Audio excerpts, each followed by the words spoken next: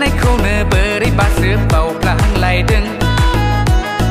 bê bờ sữa rau nơ giờ hăng đi ra nơ sữa ai